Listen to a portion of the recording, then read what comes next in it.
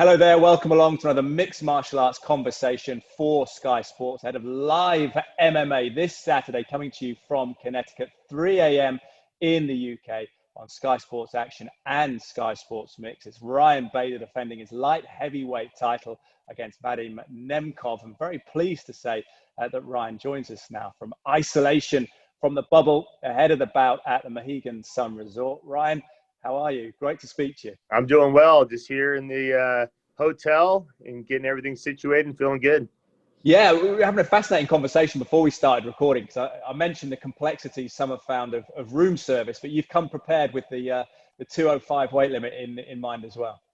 Yeah, I'm cutting down to 205 for the first time. I don't like to depend on other people and have variables in the mix. And so, I brought a big cooler, brought a bunch of food out with me, and I have a meal service, delivery service bringing out a box. And so, I'm set. If I don't want to eat in the restaurant, I don't have to. I have everything, what I need right here in my room.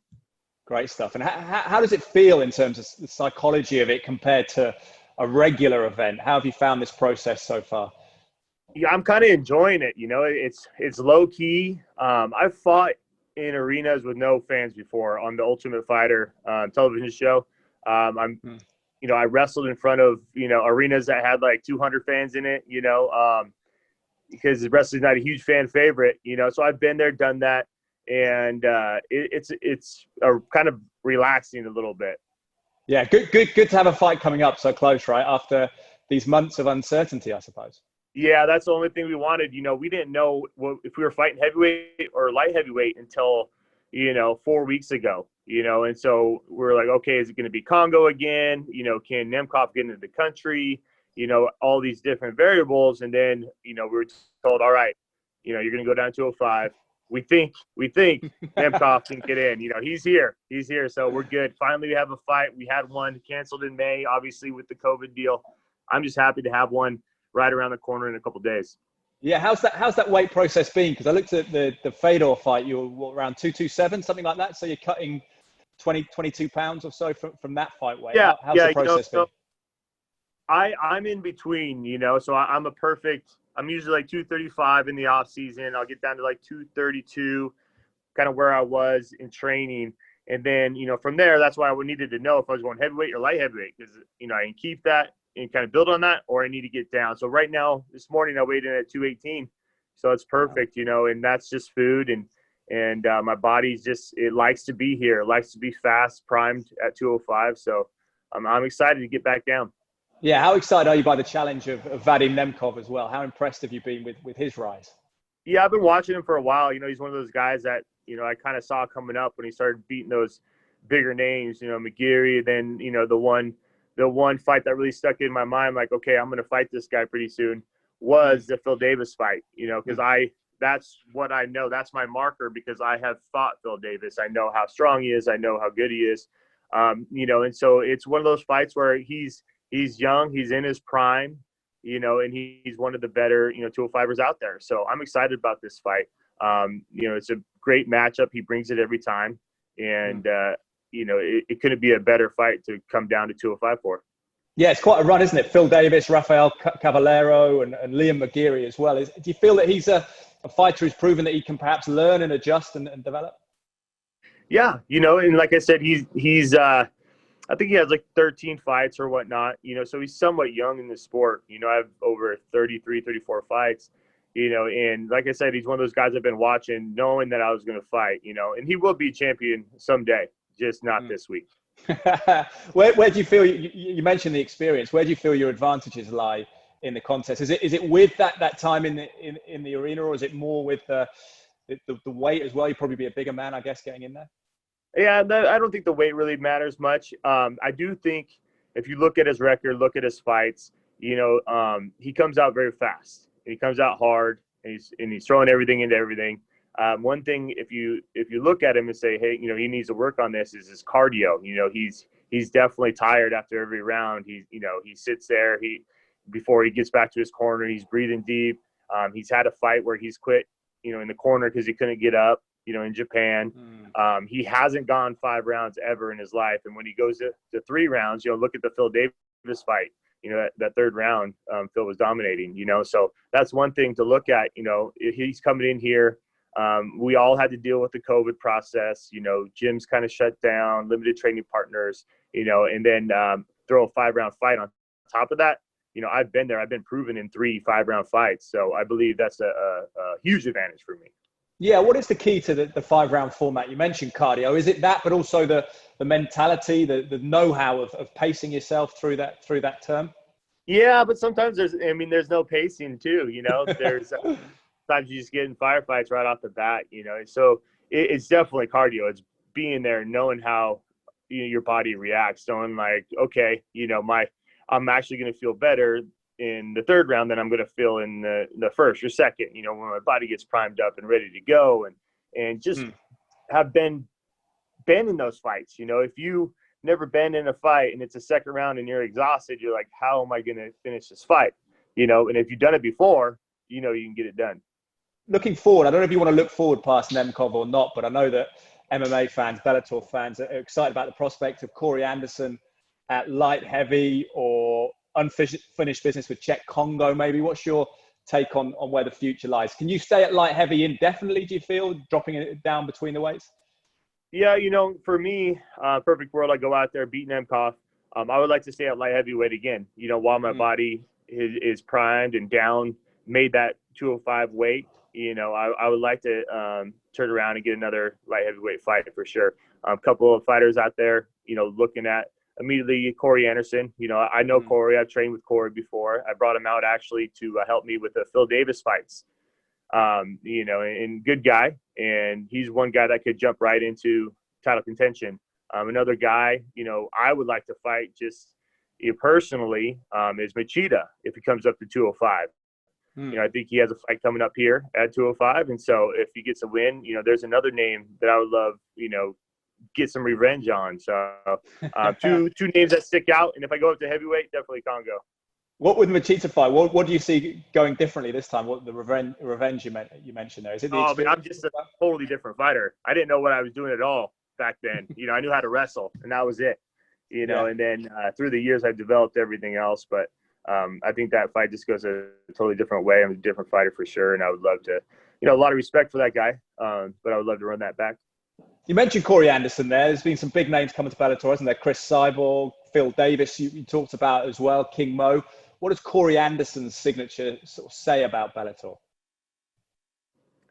That it's big signing. He's coming over as a top 4 guy in the world. And it just says that he's going to be happy. He bet on himself, made the right choice for himself. So kind of like what I did when I came over. It was one of those things where we made a leap. But we're like, all right, let's bet on ourselves. Let's do cool things like the heavyweight Grand Prix and all that kind of stuff. And it definitely worked out, So I hope the best for Corey as a big signing. It brings some definitely needed depth to 205 in Bellator. And I think that's just going to keep on, compounding, snowballing, as the years go by. A lot of people are going to look at different options. Yeah, a guy in his prime and a guy that almost transcends the sport in terms of notoriety for general sports fans. Is the perception of Bellator shifting, do you feel, that people are beginning to take it more seriously, that the guys are in their prime when they're coming over rather than perhaps towards the tail end of their career? Yeah, Bellator does do fun fights, like the old school guys and all that. And, with this heavyweight Grand Prix, just so happened that, Fedor and everything made it to the finals and I got to fight him. It's one of those things I really, really hoped he would. But yeah, having these guys like Corey Anderson, having these guys like Nemkov, fighting for the title, these are legit guys in their prime, and like I was saying, they want to better themselves, come over, make more money, have opportunities basically for fighting for the title and this and that. One thing I loved coming over was the openness and the ability to do different things, fight in Japan, do the heavyweight Grand Prix, I was supposed to fight King Mo first fight. He got hurt, so I got to jump into a title shot first fight. So that was amazing too in New York, Madison Square Garden. So, for me, that's huge.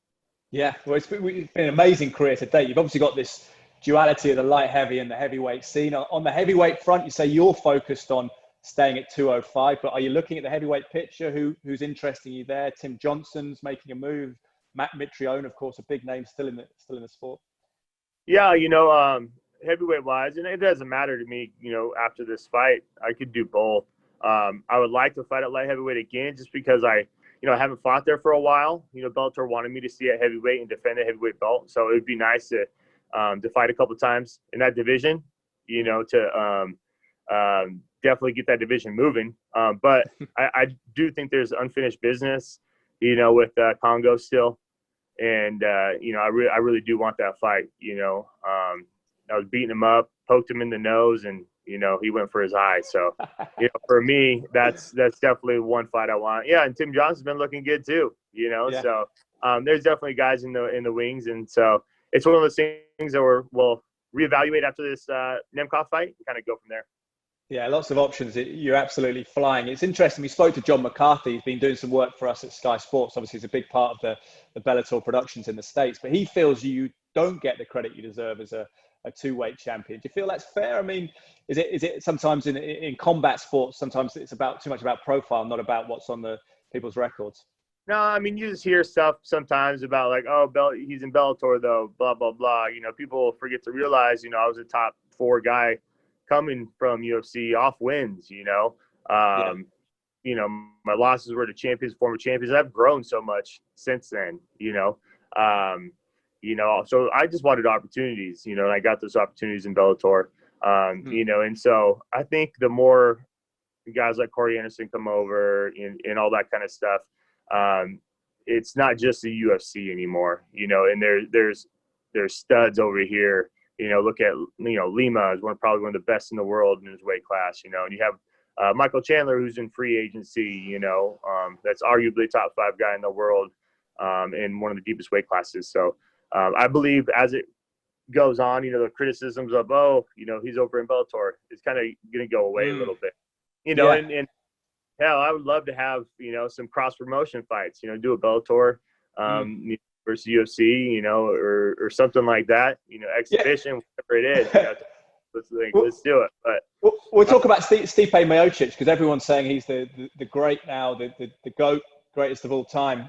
Do you feel that, going on from what you're saying there, do you feel that there has to be a conversation about you getting involved with Stipe if it is going to have that legacy potentially?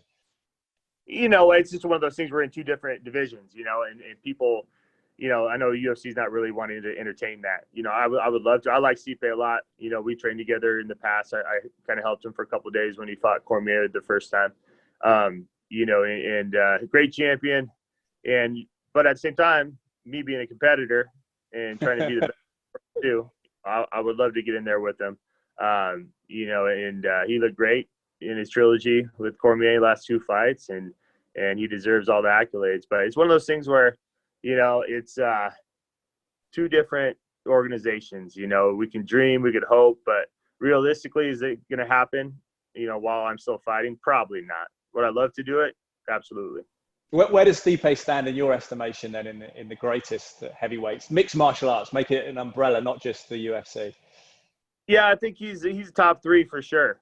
I believe you got to throw Fedor in there, and then I'm kind of biased because he's my buddy, wrestled with him, but I believe Cain Velasquez, when he was in his prime, was one of the best heavyweights of all time ever.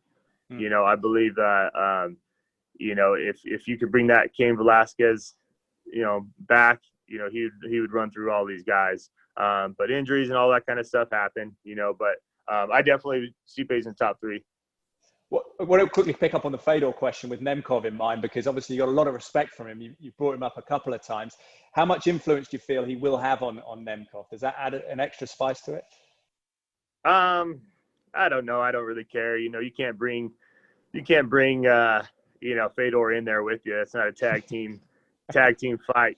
So I get the whole angles, like he wants to avenge Fedor and all that kind of stuff, but at the end of the day, it's a fight. He's going to have that drive regardless if Fedor's there or if I beat Fedor or not. He wants to be a champion. I want to stay champion. And so that's all you really need. Well, how do you see the fight playing out against Nemkov? Have you got any way in mind that you feel that you'll end it? Will it be the wrestling, or could it go differently? How the preparation's been different in terms of your types of training because of the pandemic? The training's been pretty consistent. There's less people. You know, we have a gym here that's kind of it's private. We don't have members or anything. It's a pro team, and so we whittled that pro team down to, you know, a couple key guys, and we trained like usual. So I'm in tip-top shape. I feel great. You know, and I see myself finishing Nemkov. You know, I know he comes out hard and fast. And so, you know, there's always a chance you can, you know, catch somebody or whatnot in the first couple of rounds, but I see myself definitely taking over substantially, you know, as the rounds go on, to the point where, I pound him out with some ground and pound. Well, Ryan, I appreciate your time. Really look forward to watching the fight on Sky Sports 3 a.m. on Saturday in the UK. How are you going to spend your final hours in lockdown? Have you got some PlayStation there or something to entertain you? Well, I'll try to look at some movies, probably flick through my phone for a while, read a book or something like that. But it's good to just relax right now, and then kind of start that weight cut and everything training tomorrow. So the downtime right now, kind of enjoying it. Good man. Well, I really appreciate your time. Thank you, and good luck. Thank you, guys. Appreciate it. Fantastic stuff. Big thank you to Ryan Bader, the champ, joining us ahead of that defense against Vadim Nemkov. Should be a fascinating, compelling match. To watch it live, if you are in the UK, go to Sky Sports Action or Sky Sports Mix, 3 a.m. Saturday, for all the action and a compelling card beneath it as well to enjoy live. Thank you for watching this preview. Head over to skysports.com for more MMA content as well, articles and videos. We'll be back again soon. Bye for now.